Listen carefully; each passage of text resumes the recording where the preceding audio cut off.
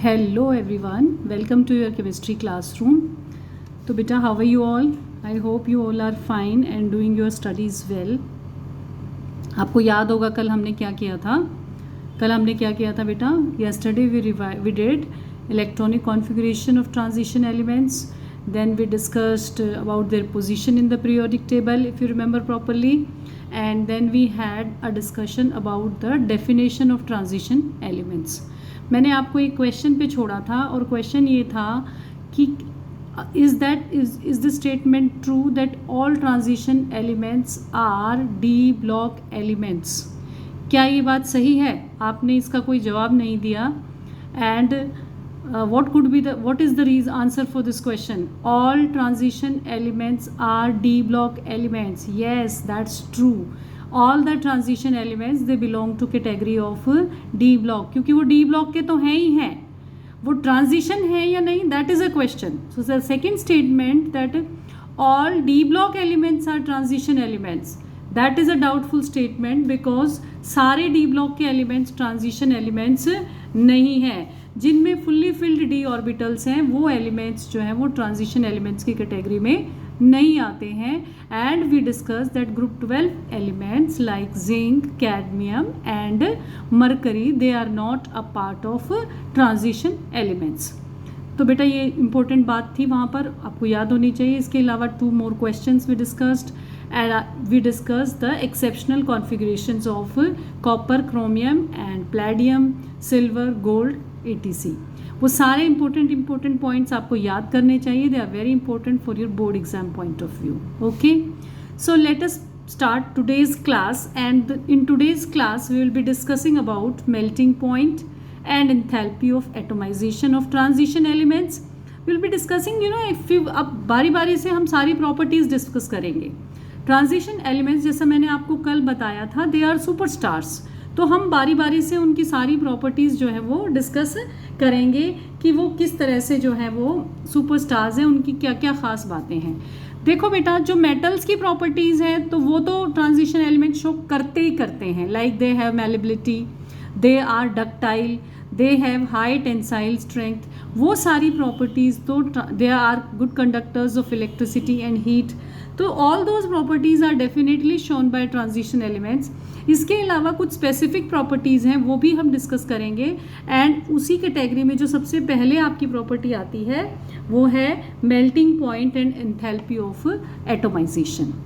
तो बेटा सबसे पहले तो आप ये समझें कि मेल्टिंग पॉइंट क्या होता है. देखो at class 12th level you all must be knowing कि जब हम किसी चीज़ को सॉलिड से लिक्विड में कन्वर्ट करते हैं सो जो एनर्जी चाहिए that is its melting point, यानी the point at which it starts melting. इन सॉलिड से हमारा मेटल जो है वो लिक्विड में कन्वर्ट हो रहा है. Now if we have a look at this graph, तो इनका जो मेल्टिंग पॉइंट होता है ट्रांजिशन एलिमेंट्स का वो पहले आप देख रहे हैं इट इज़ इंक्रीजिंग. सपोज करो if I talk about 3D series, titanium से लेके क्रोमियम तक इट इज़ इंक्रीजिंग.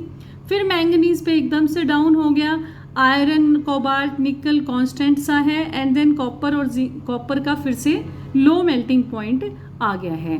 तो एक रेगुलर ट्रेंड, अगर जनरल ट्रेंड की हम बात करें तो हम यही कहेंगे कि डिक्रीज हो रहा है. फर्स्ट इंक्रीजेस देन डिक्रीज हो रहा है. लेकिन मैंगनीज का जो है वो एक्सेप्शनली लो मेल्टिंग पॉइंट है. यहाँ पर आप देख सकते हैं manganese has exceptionally low melting point. तो नाउ विल डिस्कस कि why do they have melting points higher, why their melting points increases to maximum then becomes like this. So what is the reason behind all these trends, वो हम अब discuss करने जा रहे हैं. तो बेटा इनकी ट्रांजिशन एलिमेंट्स की जो खास बात होती है वो ये होती है कि उनके पास अनपेयर्ड इलेक्ट्रॉन्स हैं. वी नो दैट उनके पास अनपेयर्ड इलेक्ट्रॉन्स हैं. उनके N-1D में अनपेयर्ड पड़े हैं, NS में अनपेयर्ड हो सकते हैं. तो क्या होता है in these transition elements there is a property they make strong metal bonds. यानी कि जैसे ये मेरा ट्रांजिशन एलिमेंट का एक एटम है, ये एक एटम है, तो इनके पास अनपेयर्ड इलेक्ट्रॉन्स होने की वजह से इनके जो डी ऑर्बिटल्स होते हैं वो आपस में अच्छी खासी ओवरलैपिंग करते हैं और इलेक्ट्रॉन क्योंकि अनपेयर्ड अवेलेबल हैं तो वो आसानी से पेयर्ड अप हो जाते हैं and that leads to strong metal metal bond among the transition elements. तो क्योंकि ये स्ट्रॉन्ग मेटल मेटल बॉन्ड्स बनाते हैं, they make strong metal metal bonds, इसलिए इनका जो मेल्टिंग पॉइंट होता है वो हाई होता है।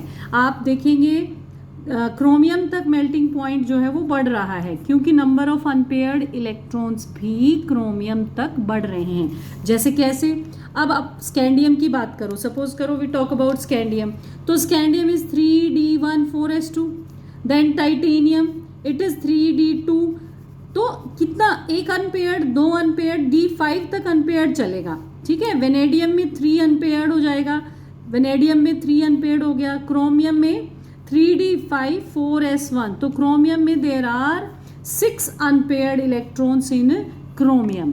तो बेटा जितना ज़्यादा अनपेयर्ड इलेक्ट्रॉन होगा उतनी ही strong metal metal bonding transition elements के बीच में होगी और उतना ही हाई उनका मेल्टिंग पॉइंट होगा। तो जो मेल्टिंग पॉइंट के लिए रिस्पॉन्सिबल फैक्टर है that is strong metal metal bond. और ये क्यों अराइज हो रहा है, क्योंकि इनके बीच में इंटर एटॉमिक फोर्सेस बहुत ज़्यादा हैं। डी ऑर्बिटल जो वेकेंट पड़े हैं उनके बीच ओवरलैपिंग है और उनके अंदर जो इलेक्ट्रॉन्स बैठे हैं they pair up and they make strong bonds with each other. तो कहने का मतलब क्या है कि इनके आपस में हर एटम की, हर मेटल मेटल एटम की अच्छी खासी दोस्ती है, एक स्ट्रॉन्ग बॉन्ड है। और स्ट्रॉन्ग बॉन्ड है तो इस बॉन्ड को तोड़ने के लिए हमें ज़्यादा टेम्परेचर देना पड़ेगा। That is why these transition elements have high melting point. इनका जो मेल्टिंग पॉइंट होता है बेटा वो ज़्यादा होता है। ये देखिए आप, the melting point increases and then it becomes constant. अब आप इधर देखिए, जब आप आयरन कोबाल्ट निकल नीचे आते हैं थोड़ा डिक्रीज हो रहा है मेल्टिंग पॉइंट। अब इसका क्या रीज़न है कि पेयरिंग, जब आप आयरन के बाद आप ये देखिए ना, आयरन जब आपके पास जाते हैं तो आयरन में 3d5 फिल हो करके 3d6 की तरफ वो बढ़ने लगता है, यानी कि pairing of electrons have started. Pairing start हो जाएगी तो अनपेयर्ड इलेक्ट्रॉन का नंबर जो है वो फिर कम होने लगेगा। जब अनपेयर्ड इलेक्ट्रॉन का नंबर कम होने लगेगा तो मेटल मेटल बॉन्ड भी स्ट्रॉन्ग नहीं बनेगा और स्ट्रॉन्ग मेटल मेटल बॉन्ड नहीं होगा तो मेल्टिंग पॉइंट फिर से गिरने लगेंगे। आपकी बुक में एक लाइन दी है, zinc cadmium and mercury has exceptionally low melting point, they are soft. Why it is so that they are soft? It is because of the reason that उनके पास अनपेयर्ड इलेक्ट्रॉन्स हैं ही नहीं, इसलिए उनके बीच में मेटल मेटल बॉन्ड भी नहीं बनता है, ठीक है। सो आई होप दिस पॉइंट। अच्छा, मैंगनीज और टेक्नीशियम का जो मेल्टिंग पॉइंट है वो एक्सेप्शनली लो है बेटा, तो इसका क्या कारण है बेटे, थोड़ा सा सुन लीजिए इसका क्या कारण है। देखो, मैंगनीशियम नहीं, मैंगनीज जो है उसकी कॉन्फ़िगरेशन है 3d5 4s2। बेटा ये कॉन्फ़िगरेशन तो लिखनी सीख ही लो, अगर आप ये नहीं सीखेंगे तो आपको आगे के क्वेश्चन सॉल्व करना मुश्किल हो जाएगा। अगर किसी बच्चे को नहीं आती है तो प्लीज़ लर्न इट। अब 3d5 4s2 कॉन्फ़िगरेशन है। अब इसमें 3d5 is half filled a stable configuration और s2 में फुल्ली फिल्ड, ये जो एक स्पेसिफिक टाइप की कॉन्फ़िगरेशन लगा लीजिए आप। तो इसमें जो d ऑर्बिटल्स हैं वो they are very close to nucleus, तो they are not available for bonding. जो d ऑर्बिटल्स हैं they are not available for bonding, तो वो बॉन्डिंग के लिए इतना इजीली अवेलेबल नहीं है because of this special type of configuration कि आधा this is half filled, this is fully filled. और इसका दूसरा रीज़न है कि बेटा जो मैंगनीज का क्रिस्टल स्ट्रक्चर है ना वो इस टाइप का है which does not allow high melting point, उसमें मेल्टिंग पॉइंट जो है वो लो ही रहता है। तो इसका जो क्रिस्टल लेटाइस है that is of such type that it does not allow high melting point. Same reason technetium का भी है, तो इन दोनों के बीच में सेम रीज़न है जिसकी वजह से exceptionally low melting point in metals का देखने को मिलता है। आई होप ये बात आपको क्लियर हो गई होगी बच्चों। नाउ ये बात तो हमने की कि जब हम लेफ्ट से राइट मूव कर रहे हैं तो मेल्टिंग पॉइंट के क्या ट्रेंड्स हैं। अगर हम ग्रुप में डाउन अप टू ऊपर की तरफ जा रहे हैं, मतलब 3D 4D 5D की as we move down the group, then what is the trend for the melting point. तो उस केस में अगर हम मेल्टिंग पॉइंट के ट्रेंड की बात करें बेटा, तो जैसा कि आप इस ग्राफ में भी देख रहे हैं, ग्राफ में क्या देख रहे हैं कि जो 3D से 4D का ज़्यादा है और 4D से 5D के एलिमेंट्स का ज़्यादा मेल्टिंग पॉइंट है। तो इसका रीज़न क्या है बच्चे? इसका रीज़न ये है बेटा कि जो 5D और 4D ऑर्बिटल्स होते हैं उनका साइज बहुत बड़ा होता है। ऑर्बिटल्स का 3D के कंपैरिजन में 4D का बड़ा है और 4D के कंपैरिजन में 5D का बड़ा है। तो साइजेस अगर D ऑर्बिटल्स के ज़्यादा होंगे तो जाहिर सी बात है D ऑर्बिटल्स की आपस में जो ओवरलैपिंग होगी वो भी ज़्यादा होगी। ओवरलैपिंग ज़्यादा होगी तो मेटालिक बॉन्डिंग स्ट्रॉन्ग होगी, और इसलिए जो है 4D सीरीज़ और 5D सीरीज़ का जो मेल्टिंग पॉइंट है वो काफ़ी ज़्यादा है। ठीक है, तो मेल्टिंग पॉइंट से रिलेटेड आपको सभी बातें समझ आ गई होंगी आई होप। पहली बात, they are because of strong metal metal bonding. Why is a strong metal metal bonding? Because of the presence of unpaired electrons. Second point, manganese has exceptionally low melting point because of its crystal structure and a configuration, D5 configuration and 4s2 configuration. Third point, जब हम group में नीचे की तरफ आते हैं तो 4D और 5D सीरीज के जो ऑर्बिटल्स हैं, 4D और 5D के D ऑर्बिटल्स जो हैं, they are bigger in size than your 3D orbitals, and therefore there is more overlapping which leads to higher melting points. So I hope these 3-4 points are clear to you in your mind. Okay, so let us proceed further with the variation in atomic and ionic sizes. अच्छा, अगर हम enthalpy of atomisation की बात भी करें बेटा तो that is also because of the same. अब एंथैल्पी ऑफ एटोमाइजेशन होती क्या है? अगर if there is a question in somebody's mind कि ये होती क्या है, तो बेटा किसी मेटल एटम को सॉलिड एटम से जब गैसियस फॉर्म में ले जाते हैं हम, तो वहाँ तक ले जाने में जो एनर्जी लगती है, सॉलिड से गैस फॉर्म में जब ले जाने में जो एनर्जी लगती है, that energy is known as enthalpy of atomization. That energy is known as enthalpy of atomization. तो जो मेल्टिंग पॉइंट का ट्रेंड है वही एंथैल्पी ऑफ एटोमाइजेशन के लिए एप्लीकेबल है, बिकॉज एंथैल्पी ऑफ एटोमाइजेशन जो होती है that is also because of the strong metal metal bonding. उसका रीज़न भी यही है हाई होने का कि because there is a strong metal metal bonding. So ये आपका जो है रीज़न है। उसके बाद हम बात कर लेते हैं, एक छोटा सा टॉपिक और है इसमें, उसको डिस्कस कर लेते हैं, variation in atomic and ionic sizes. बेटा अगर ट्रांजिशन एलिमेंट्स की एटॉमिक और आयोनिक साइजेस की वेरिएशन की हम बात करें तो आपकी बुक में ग्राफ दिया हुआ है और आप देखेंगे कि उसमें जो है साइजेस कुछ ऐसे वेरी कर रहे हैं, जैसे एकदम से कम हो रहा है साइज़, फिर कांस्टेंट हो जाता है साइज़, फिर थोड़ा सा बढ़ जाता है साइज़। इस तरह का ग्राफ आपको बुक में देखने को मिलेगा। और उसके बाद आप जब 4D और 5D के साइजेस की बात करेंगे तो उनके बीच में बहुत ज़्यादा कम डिफरेंस है, यानी कि their sizes are almost equal. So reason for that अब हम डिस्कस ये सारे पॉइंट्स डिस्कस करेंगे। कौन कौन से पॉइंट्स की, जो जब हम लेफ्ट टू राइट मूव कर रहे हैं तो साइजेस ऐसे क्यों चेंज हो रहे हैं, पहले घट रहे हैं, फिर कांस्टेंट हो रहे हैं और फिर इंक्रीज हो रहे हैं, और जब हम ऊपर जा रहे हैं तो साइजेस जो हैं 4D और 5D के साइजेस में ज़्यादा डिफरेंस क्यों नहीं है, ये इम्पोर्टेंट पॉइंट्स हम यहाँ पर अभी डिस्कस करेंगे।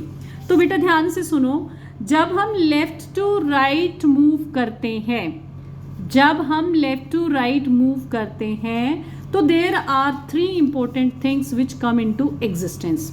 देखो बेटा, जैसे आपका सपोज कोई भी स्कैंडियम है, टाइटेनियम है, कोई भी एटम है, ठीक है, कोई भी एटम है, ये उसका 4s शेल है सपोज करो, and this is inner shell 3D सब शेल। ये 4s सब शेल है, ये 3D सब शेल है। अब होगा क्या कि पहले हमारा इलेक्ट्रॉन 4s में भर रहा है और फिर एक एक करके इलेक्ट्रॉन किस में भरते जा रहे हैं, 3D में, 1 2 3 4 5 ऐसे करके इलेक्ट्रॉन्स जो हैं वो 3D सब शेल में भरते चले जा रहे हैं। अब बिगिनिंग में क्या होता है, एक होता है इफेक्टिव न्यूक्लियर चार्ज। ये इफेक्टिव न्यूक्लियर चार्ज क्या होता है बेटा, जो न्यूक्लियस है जिसके अंदर प्रोटॉन्स मौजूद हैं, वो न्यूक्लियस जो आउटर मोस्ट इलेक्ट्रॉन के ऊपर, क्योंकि वो नेगेटिवली चार्ज है इलेक्ट्रॉन और न्यूक्लियस पॉजिटिवली चार्ज है, तो उसको उसके ऊपर एक चार्ज यानी उसको अपनी तरफ खींचती है because of its positive nature और इलेक्ट्रॉन की नेगेटिव नेचर। तो वो उसके ऊपर एक चार्ज डेवलप करती है, उसके ऊपर एक अट्रैक्शन डेवलप करती है और उस अट्रैक्शन को हम इफेक्टिव न्यूक्लियर चार्ज कहते हैं। तो जितना ज़्यादा प्रोटॉन उसके अंदर बढ़ता चला जाएगा उतना ज़्यादा इफेक्टिव न्यूक्लियर चार्ज लगता जाएगा। तो स्टार्टिंग में तो इफेक्टिव न्यूक्लियर चार्ज ही एक डोमिनेटिंग फैक्टर है, क्योंकि डी ऑर्बिटल में जो इलेक्ट्रॉन्स हैं वो तो बहुत कम भरे जा रहे हैं, ठीक है। और जो डी ऑर्बिटल्स अवेलेबल हैं उनका शील्डिंग इफेक्ट बहुत पुअर है। अब ये शील्डिंग इफेक्ट क्या होता है, थोड़ा सा इसको भी आप समझिए बेटा। शील्डिंग इफेक्ट होता है, जैसे ये 4s सबशेल है और ये 3D है। अब जब इलेक्ट्रॉन या ऑर्बिटल जो 3D के ऑर्बिटल्स हैं जहां इलेक्ट्रॉन्स फिल किए हुए हैं आपने, ये इलेक्ट्रॉन इस 4s तक इस न्यूक्लियस के इफेक्ट को पहुंचने में रुकावट पैदा करते हैं और एक तरह से हम कह देते हैं शील्ड कर रहे हैं, उसको नहीं जाने दे रहे हैं। तो जो हमारे डी ऑर्बिटल्स हैं उनका जो शील्डिंग इफेक्ट है यानी न्यूक्लियस को जो कवर करके रखने की पावर है वो बहुत ज़्यादा नहीं है। They have poor shielding effect. तो इलेक्ट्रॉन ज़्यादा भरे भी नहीं है स्टार्टिंग में, अभी 1-2 ही इलेक्ट्रॉन भरने शुरू हुए, 1 2 3 4। तो साइज डिक्रीज भी इसीलिए हो रहा है क्योंकि शील्डिंग इफेक्ट तो पुअर है, इलेक्ट्रॉन रोक तो पा ही नहीं रहे हैं उसको, और इफेक्टिव न्यूक्लियर चार्ज ज़्यादा है जिसकी वजह से साइज जो है वो शुरू में घट रहा है, कम हो रहा है। तो क्या समझ में आया आपको, साइज क्यों कम हो रहा है, क्योंकि इफेक्टिव न्यूक्लियर चार्ज ज़्यादा है और शील्डिंग इफेक्ट पुअर है। अब उसके बाद क्या होगा, उसके बाद जब इलेक्ट्रॉन थोड़े ज़्यादा भरे जाएंगे, 3 4 5 6 तक इलेक्ट्रॉन जब इसके अंदर भरे जाएंगे 3D सबशेल में, तो ये इलेक्ट्रॉन जो है न्यूक्लियस को शील्ड करना शुरू कर देते हैं, उसको कवर करना शुरू कर देते हैं। और जब वो उसको कवर करते हैं तो हमारे 4s इलेक्ट्रॉन्स जो हैं वो उसके इफेक्ट को बहुत ज़्यादा फील नहीं कर पाते। अब 2 फैक्टर्स काम कर रहे हैं, एक तो डी ऑर्बिटल्स के इलेक्ट्रॉन उसको शील्ड करने की कोशिश कर रहे हैं ताकि वो बाहर इफेक्टिव न्यूक्लियर चार्ज को फील ना कर सके, और दूसरा ये मतलब चार्ज एक तरह से कम हो रहा है और शील्डिंग इफेक्ट धीरे धीरे बढ़ रहा है, तो साइज कांस्टेंट हो जाता है। दोनों फैक्टर्स एक दूसरे को काउंटर बैलेंस कर देते हैं, ठीक है। तो इसलिए साइज जो है वो यहाँ पर आयरन कोबाल्ट निकल तक जब आप आएंगे तो साइजेस जो हैं वो कांस्टेंट हो जाते हैं। उसके अलावा बाद में फिर क्या होगा, फिर क्या होता है बेटा, लास्ट में क्या होता है, साइजेस फिर से थोड़ा बढ़ने लग गए, निकल जिंक इनके साइजेस। तो साइजेस क्यों बढ़ने लग गए, क्योंकि अब हमारे डी ऑर्बिटल्स जो हैं वो इलेक्ट्रॉन से फिल हो गए हैं। जैसे मैंगनीज तक हाफ फिल्ड होते हैं, फिर D6 आयरन आता है, कोबाल्ट आता है D7, फिर निकल D8। उसके बाद क्या होता है, लास्ट में इलेक्ट्रॉन रिपल्शन जो है वो बहुत ज़्यादा बढ़ जाती है और इलेक्ट्रॉन रिपल्शन होने की वजह से इलेक्ट्रॉन्स जो हैं वो एक दूसरे से दूर जाएंगे, इलेक्ट्रॉन्स एक दूसरे से दूर जाएंगे। तो ये मैंने यहाँ लिख भी दिया है, स्टार्टिंग में क्या होता है, इफेक्टिव न्यूक्लियर चार्ज ज़्यादा होता है और शील्डिंग इफेक्ट पुअर होता है। फिर कांस्टेंट क्यों हो जाता है, बिकॉज शील्डिंग इफेक्ट और न्यूक्लियर चार्ज एक दूसरे को काउंटर बैलेंस करते हैं। और लास्ट में इंक्रीज क्यों हो जाता है, बिकॉज इलेक्ट्रॉन रिपल्शन बढ़ने लगती है जब ज़्यादा इलेक्ट्रॉन उसके अंदर पूरे भरे जाते हैं, ठीक है। अब उसके बाद हम बात करते हैं कि भाई हमने देखा कि अगर हम ग्रुप में बात करें, ग्रुप में मतलब 3D 4D 5D, तो मैंने आपको अभी बताया कि जो 4D और 5D सीरीज़ के जो एलिमेंट्स हैं उनका जो मेल्टिंग पॉइंट उनकी जो साइज़ है उसमें कोई बहुत ज़्यादा डिफरेंस नहीं है। सो इसका क्या कारण है बेटा, उसमें साइज में ज़्यादा डिफरेंस क्यों नहीं है? तो यहाँ पर एक बहुत इंपॉर्टेंट फैक्टर जो है वो रोल प्ले करता है, and this is very important from examination point of view also बेटा, कि भाई 4D और 5D सीरीज़ के एलिमेंट्स का साइज़, जैसे अगर आप साइज़ का बात करेंगे ना एलिमेंट्स की, तो आप देखेंगे 3D सीरीज़ में तो स्कैंडियम, 4D सीरीज़ में यट्रियम और 5D सीरीज़ में लेंथिनम। तो स्कैंडियम से अगर आप यहाँ जाएंगे तो साइज़ बढ़ रहा है, लेकिन यहाँ पे साइज़ बढ़ रहा है, फर्स्ट ग्रुप का जो साइज़ है वो बढ़ रहा है।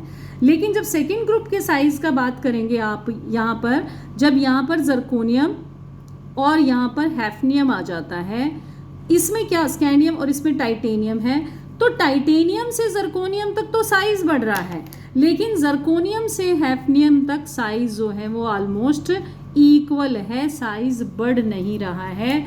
और आगे के जितने भी ग्रुप्स हैं उन सब में यही फॉलो होता है, यही सिस्टम चलता है। तो इसका क्या कारण हो सकता है बच्चों, ऐसा क्यों होता है?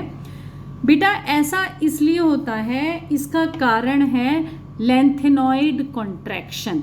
अब ये लेंथेनॉइड कॉन्ट्रैक्शन क्या है, इसको आप थोड़ा सा समझ लीजिए। देखो बेटा, जब हमने कॉन्फ़िगरेशन पढ़ी थी, जब हम इसकी पोजीशन पढ़ रहे थे पीरियोडिक टेबल में, तो हमने देखा कि लेंथेनाइड यानी लेंथिनम से हैफनियम के बीच 4f ऑर्बिटल्स की एंट्री थी। देखो समझो इस चीज़ को, जब आपने पीरियोडिक टेबल में क्या किया, 3D सीरीज़ थी, स्कैंडियम से लेकर के जिंक तक, स्कैंडियम से लेकर जिंक तक 3D थी, यट्रियम से लेकर के कैडमियम तक 4D सीरीज़ थी। फिर क्या बताया था आपको, लेंथिनम है, उसके बीच में 14 एलिमेंट्स हैं, और उसके बाद हैफनियम से मरकरी तक 5D सीरीज़ है। अब जब लेंथिनम से हैफनियम तक हम जा रहे हैं तो यहाँ पर 4f ऑर्बिटल्स फिल किए जा रहे हैं, 4f ऑर्बिटल्स फिल हो रहे हैं। 5D से पहले जब यहाँ पर ये 5D को फिल करेगा, 5D से पहले 14 ऑर्बिटल्स 4f के फिल करके वो आएगा, 14 इलेक्ट्रॉन्स, 7 ऑर्बिटल्स। अब यहाँ पर जब ये 14 इलेक्ट्रॉन्स फिल हो रहे हैं, उसके बाद हम हैफनियम पे पहुँच रहे हैं, तो ये जो 14 इलेक्ट्रॉन्स फिल हो रहे हैं ये f ऑर्बिटल में फिल हो रहे हैं बेटा, और f ऑर्बिटल का जो शील्डिंग इफेक्ट होता है वो बहुत ज़्यादा पुअर होता है। तो क्या होगा, साइज को छोटा करता जाएगा, वो पुअर शील्डिंग इफेक्ट है, तो इफेक्टिव न्यूक्लियर चार्ज बढ़ता जाएगा। थोड़ा थोड़ा स्टेप बाय स्टेप जैसे जैसे इसके अंदर एक एक इलेक्ट्रॉन भरता चला जाता है, साइजेस जो है वो ग्रेजुअली डिक्रीज हो जाता है। अब यहाँ से यहाँ तक साइज डिक्रीज हो रहा है बेटा, तो इसका इफेक्ट क्या हुआ, इसका इफेक्ट ये हुआ कि हैफनियम से ऊपर जो जर्कोनियम है 4D सीरीज में, हैफनियम से ऊपर जर्कोनियम है, फिर से समझो इसको, यट्रियम जर्कोनियम, और नीचे क्या है, लेंथिनम हैफनियम। यट्रियम जर्कोनियम के बीच कुछ नहीं है, लेकिन लेंथिनम और हैफनियम के बीच 14 इलेक्ट्रॉन्स फिल हो चुके हैं, सारे के सारे 4f ऑर्बिटल्स फिल हुए हैं। उसके बाद हम हैफनियम पे पहुंचे हैं, और जैसे जैसे ये 4f ऑर्बिटल्स फिल होते चले गए, वैसे वैसे पुअर शील्डिंग इफेक्ट के कारण ये साइज को डिक्रीज करते चले गए। अब इसका रिजल्ट क्या हुआ कि जो हैफनियम का साइज है वो जर्कोनियम जो ऊपर वाली सीरीज का साइज है उसके बराबर आकर खड़ा हो गया, वो उसके बराबर आकर खड़ा हो गया। इनका साइज अगर आप देखेंगे तो दैट इज सिमिलर, मतलब थोड़ा ही फर्क है। सिमिलर का मतलब क्या है, थोड़ा ही फर्क है, बहुत ज़्यादा डिफरेंस नहीं है। तो अब साइजेस जो है घटता चला गया ना बेटा, लेंथिनम से हैफनियम तक आप जा रहे हैं तो थोड़ा थोड़ा थोड़ा थोड़ा थोड़ा थोड़ा step by step size decrease हो रहा है, ग्रेजुअल डिक्रीज हो रहा है साइज में।